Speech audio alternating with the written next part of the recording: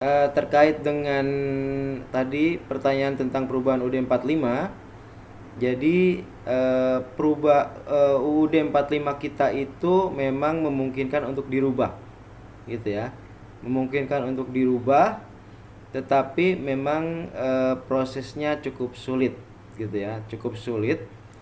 Itu ada di pasal 37 ya UUD 45 hasil amandemen ke 4 ya.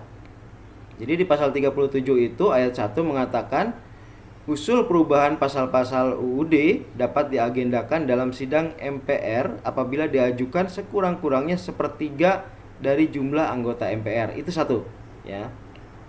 Kemudian ayat 2, setiap usul perubahan pasal-pasal Undang-Undang Dasar diajukan secara tertulis dan ditujukan dengan jelas bagian yang diusulkan untuk diubah beserta alasannya. Jadi harus ada argumennya, gitu ya.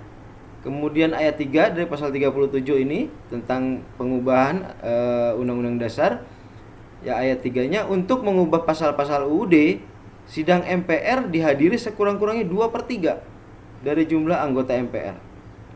Dan kemudian pasal 4-nya, putusan untuk mengubah pasal-pasal UUD dilakukan dengan persetujuan sekurang-kurangnya 50% ditambah satu anggota dari seluruh anggota MPR.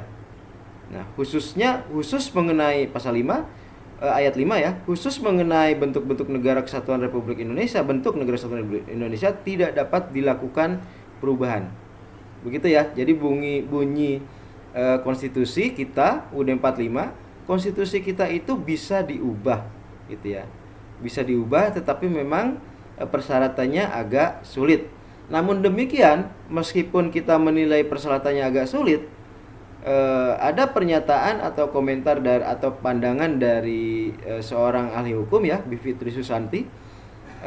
Ia mengatakan bahwa sesungguhnya proses amandemen UUD 45 itu masih terlalu mudah, gitu. Harusnya ada hal lain yang mempersulit, menambah kesulitannya, gitu ya. Kenapa? Karena UUD itu seharusnya memang tidak terlalu mudah diubah seharusnya, gitu ya. Nah, prosedur yang sulit itu bagi Bivitri katanya masih kurang sulit. Harusnya ada layer kedua ya untuk melakukan perubahan tambahan ya, persyaratan tambahan untuk membuat amandemen. Misalnya gini. Misalnya dengan referendum. Jadi setelah ada rekomendasi tadi dari MPR, maka harus ada referendum misalnya. Referendum itu dilakukan oleh rakyat. Rakyat setuju atau tidak dilakukan amandemen, gitu ya. Nah, ini untuk mempersulit lagi, untuk menambah kesulitan perubahan Undang-Undang Dasar, gitu. Nah, kemudian alternatif lain misalnya dengan yang dilakukan oleh Amerika Serikat, misalnya persetujuan dari negara-negara bagian. Itu artinya mungkin persetujuan dari Senat, persetujuan dari provinsi-provinsi misalnya, begitu ya. Nah, itu upaya untuk lebih mempersulit lagi, gitu ya.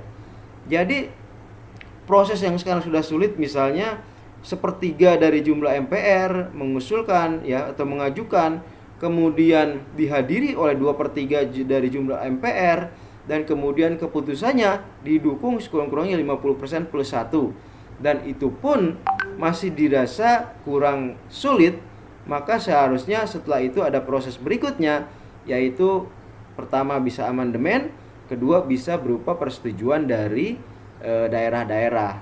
Begitu ya tambahannya untuk proses perubahan atau amandemen konstitusi ya, perubahan UUD 1945.